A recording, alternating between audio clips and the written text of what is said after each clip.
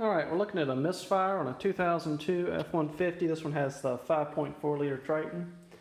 This one, the Misfire, we've been searching it for a while. I know there's a lot of information out there about misfires, what causes them on these. Some of it's not all exactly the right way to go about it.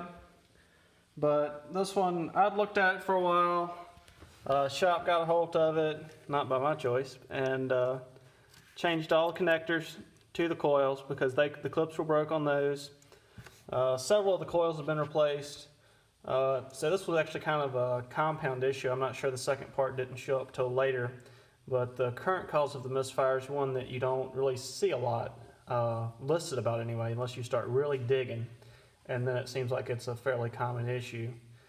But so the first thing we did is just change some coils out, and then realized that a lot of the reason that, I kept all the old ones, so didn't really lose a lot. They were aftermarket coils already, and I went to Motorcraft with the ones I replaced. The clips that are on the coils, the little clips on there can break off, especially if somebody's changed them before. I think that's why the aftermarkets get such a bad name, is people probably break the clips and they rattle off slowly, and people think it's a bad coil, put a new one on there, and it rattles off in a couple months, and they repeat the process again.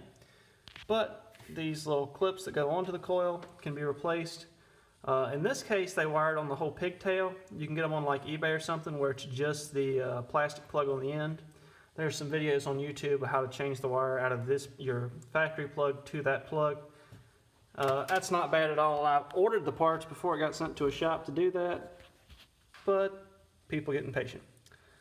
So, cause of the misfire now is the crossover tube on the intake manifold. I don't know how well you can see it in the dark down there, but right here, where this metal's meeting up with the plastic, it's leaking. You can see it. I can see it anyway, where it's ran down in here. See that water? So in addition to running down there, it also runs up and around the coils and injectors and whatnot up here. I don't know how well y'all can see it, but there's water back in here. And what it does, it makes its way down around the spark plug boots and causes a misfire. I took this one out a while ago, saw some water in it, wasn't really sure where it came from. But cylinder number 3, all the way back here, is where we have been getting a misfire at. So, and it's an intermittent misfire on this one. The way this is behaving with the water, it's, if you get a bunch of rainy, cloudy days, it's definitely going to show up. If you're just driving around town, nice weather day, been nice weather for a couple of days, it would be just fine.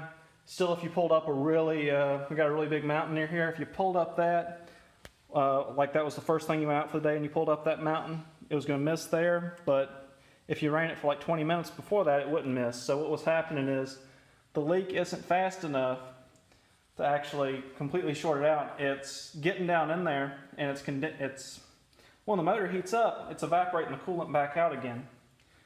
So, if you pull it in the garage and you're trying to diagnose it when it's not actively missing, you're not going to see anything wrong with it. Even when I pulled out number 3 today, it was only just a little bit of moisture right around the seal on that boot, and if I wasn't looking for it, I probably wouldn't have noticed it. But the only way to fix this leak, there is no gasket in there. Well, there's kind of an O-ring type of thing in there between where the plastic meets that crossover tube. But the issue is the plastic manifold typically breaks and the seal falls down into the water passage, and then the water can leak out. And besides that, even to change that out, if it wasn't just broken in the manifold, you have to remove the manifold to take the crossover tube off. So the fix for this is a new intake manifold. Not particularly looking forward to that, but I guess you got to do what you got to do. I hope this helps somebody out there. Like I said, a shop had this thing for over a week and just gave up. Guys working on it every day, gave up and just charged us for parts because he couldn't figure it out. I'm thinking my leak is actually, I knew it was oozing a little bit, but it seems to have gotten substantially worse. in the time that it was gone and just a little while since then.